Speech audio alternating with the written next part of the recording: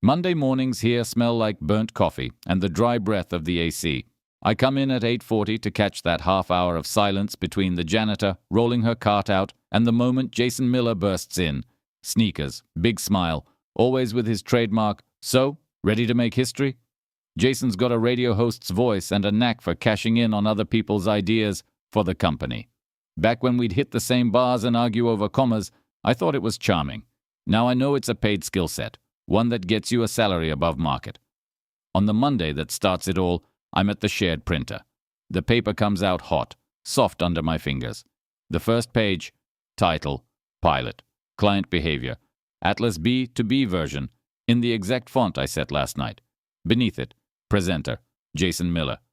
I stare at the page for a minute, maybe two. Somewhere in the break room, I hear tea bags rustling. The printer spits out 3 more sheets. On the third page, my segmentation diagram, 5 circles, a note in the margin, seasonality and spending, don't forget to merge VRN channel.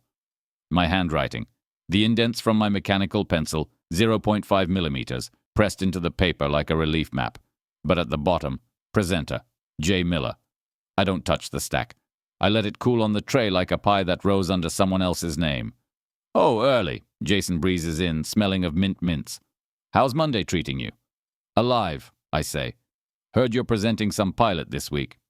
He does that fake first time in his life surprise. "Oh, that? Just a draft." "You love drafts," he says, giving me a quick side glance, scanning my face like a biometric reader. "Don't sweat it. We're a team." He scoops up the printout. The pages rustle like sand through fingers. He winks and vanishes into the glass-walled conference room, Hudson, where someone scrawled on the wall in marker, Q3 goals. Don't screw up. I head to the kitchen, open the fridge. Same as always, 4 identical overnight oat jars from our office fitness evangelist, Jamal, half-eaten jar of kimchi, and my lunchbox with buckwheat and liver, yesterday's compromise between saving money and self-care. I set it on the table, not even hungry. I stand there, listening to the AC hum. My head feels warm and empty, like a freshly sterilized mason jar. I don't go looking for proof. It comes to me. Our company drive has strict order, but like all order, it bows to habit. People leave copy, final, real final, in their own folders. I open /marketing/pilot/Q3/&C, copy atlas full-Jason M final-2. Timestamp, yesterday, 11:41 p.m. In the version history, my file, Atlas Draft version 7, copied at 7:03 p.m. into Jason's folder. I click it open. Same fonts, same layout I'd know, like a voice I lived with for 3 years. In the metadata, comments, one of them, need to check with S. That S is Sarah, our analyst, who I'd debated seasonal coefficients with. And one more trace.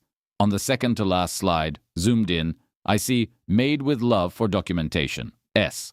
Sarah had typed that as a joke on the prototype, and we hadn't noticed it slipped into the final. I close Drive. I open the admin activity log. I've got access as part of our data confidentiality work. There it is. User jason.m logging in from his laptop, downloading the file. All legit. Nothing you can shove in someone's face as proof. The law is boring, but solid.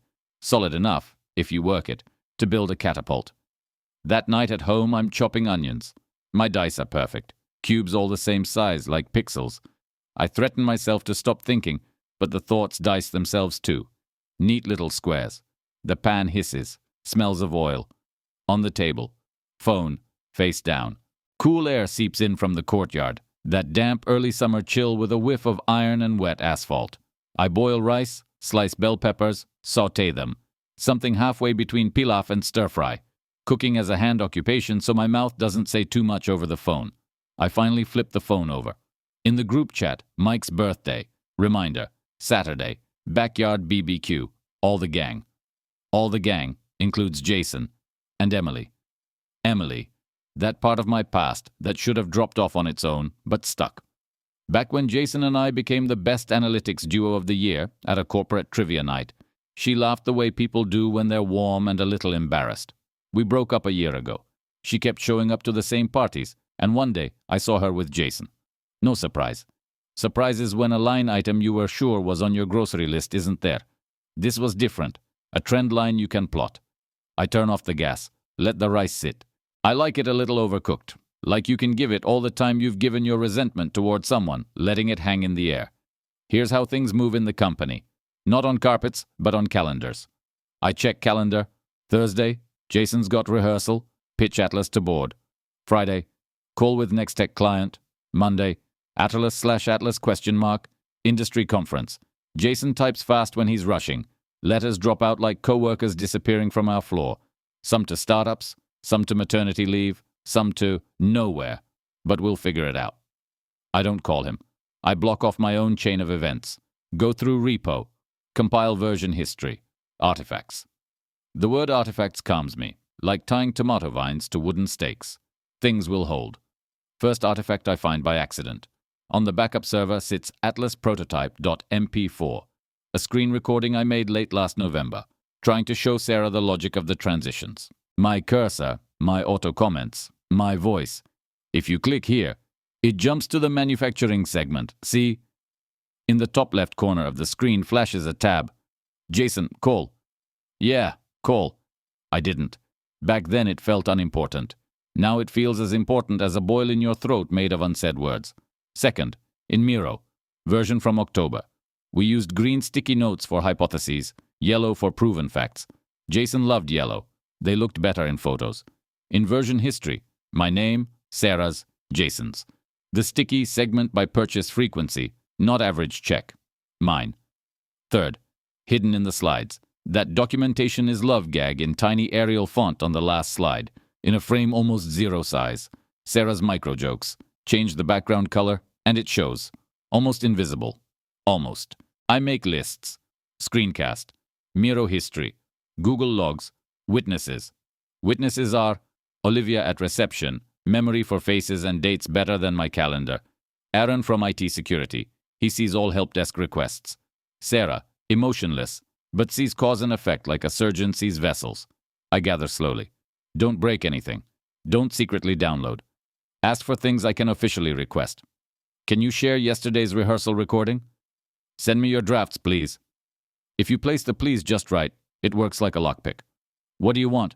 Sarah asks when I send her the old Miro board link. To make him go gray at 30? I want a system, I say. And memory. Memory isn't a system, she says. Memory's a wound the body sealed from dirt. You sure you're not acting out of dirt? I wash my hands, I say. Literally. Standing at the sink, water running, soap smelling faintly of rubber. And I don't go where I can't. All right, she says. I've got a screenshot of your edits from October. Same font, same style. On slide 3 you recolored.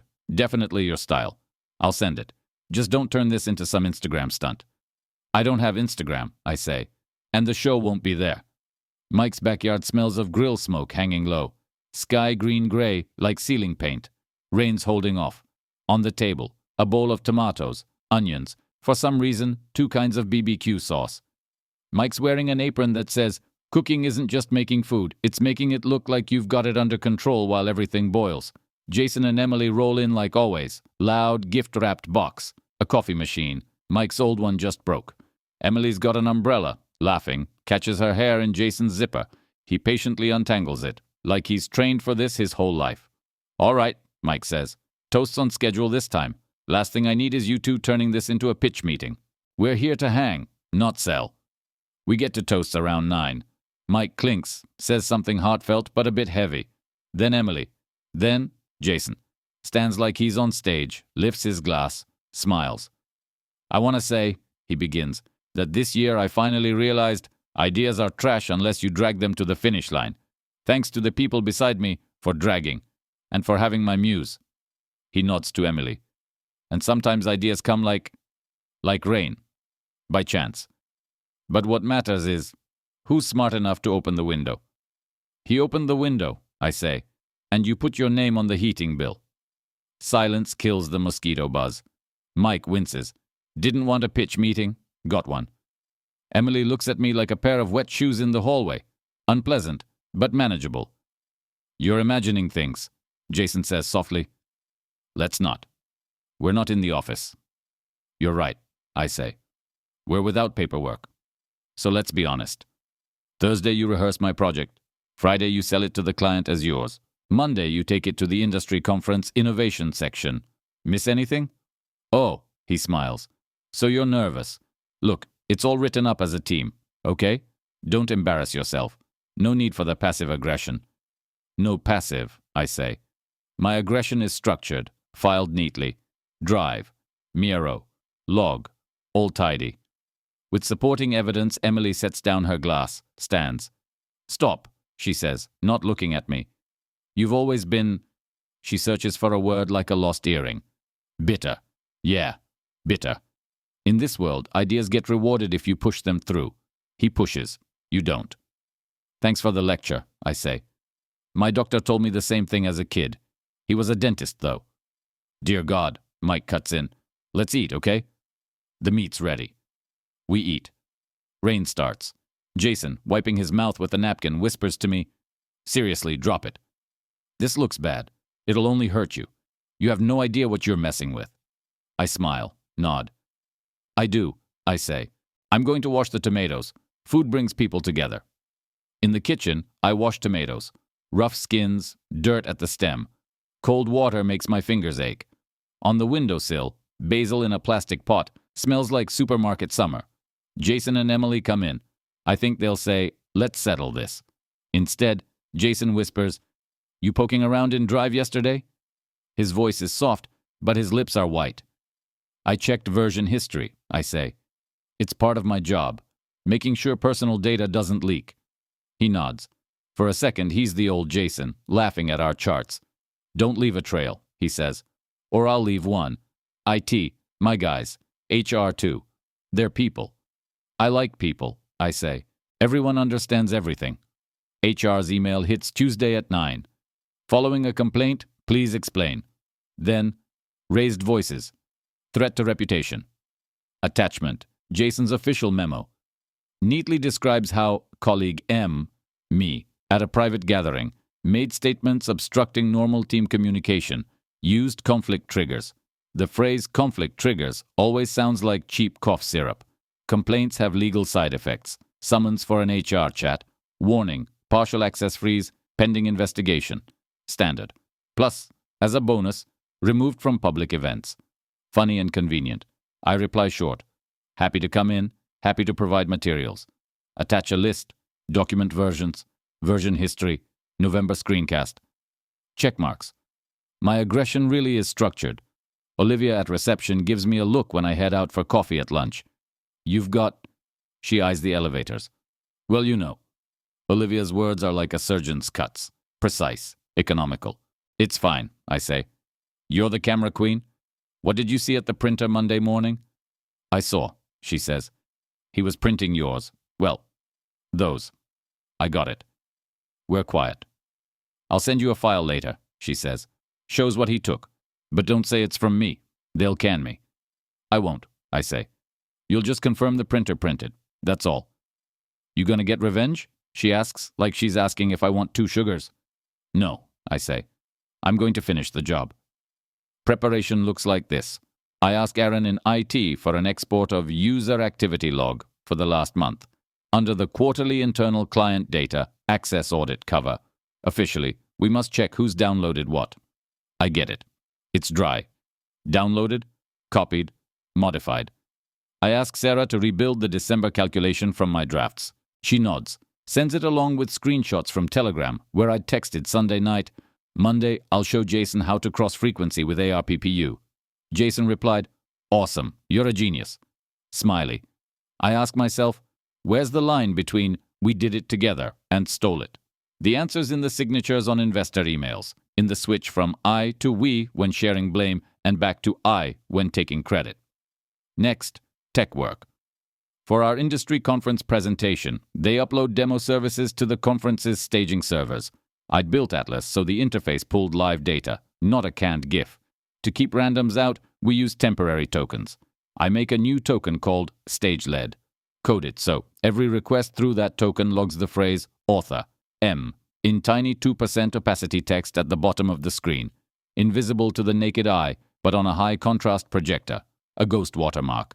I also insert a dummy category, segment Z-17, that doesn't affect final recommendations but works as a beacon. If Jason runs his favorite optimization, It'll pop up like a splinter. That's not hacking? Sarah asks when I share the plan. It's my product, I say. My sandbox. I'm not forbidding use, just watering it. Anyone crawling in will get wet. And the moral angle? She asks. The moral will be on stage, I say. You coming? I don't like people, she says, but I like fairness. I'll be there. I also grab coffee with Chris from Nextech before your call, like just buddies. He's a client, but a good one. Dry humor. Listen, I say. In our demo, there's one nuance. Segmentations in staging. Don't take it as gospel, okay? It's proof of concept. Lots of big promises, but our policy is, don't promise what you can't deliver. I say it in the warm tone of, I'm looking out for you. Chris's internal filter trips. He nods. Got it, he says. So who's the main guy on this atlas of yours? I smile. The team, I say. That's how we do it. Uh-huh, he says. Team with one brain and one mouth. Thursday, rehearsal. I'm in empty Delaware conference room, listening through the thin wall to Jason in Hudson run through slides.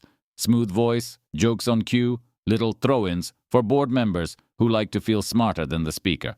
We had this hypothesis, he says, that frequency matters more than check size. But we... Pause. We confirmed it. I smile to myself, like a killer rehearsing, nothing personal. Then I open Zoom, where rehearsal streams auto-record. Important. I'm not the one recording. The tech is. I just watched the archive. Near the end I hear, Jason, where'd this manufacturing segment come from? Who made that? The team, Jason says. Pause. I assembled it. The guys helped. The guys helped is like, I already had tomatoes. I saved the timestamps. Friday morning, another move. I drop in the dev team chat an argument about data freshness and shift in seasonal holidays. Jason loves to live by, do it like December, but it's June. He reads, replies curt, we'll account for it. He doesn't. That'll be his mistake. That afternoon, HR sends email 2. Pending clarification, please refrain from office presence and contact with board members. For a second, I feel like glass. Fragile, transparent, all organs in view. Then I smile. Without teeth, just lips. Sarcasm isn't a weapon. It's how I stay in touch with myself. Olivia texts short. Hang in there. Sarah sends long. Don't forget to eat. I make chicken broth. Smells like home I don't have. Skim the foam. Phone lights. Text from unknown. You will ruin everything. Stop. I have your messages. Think of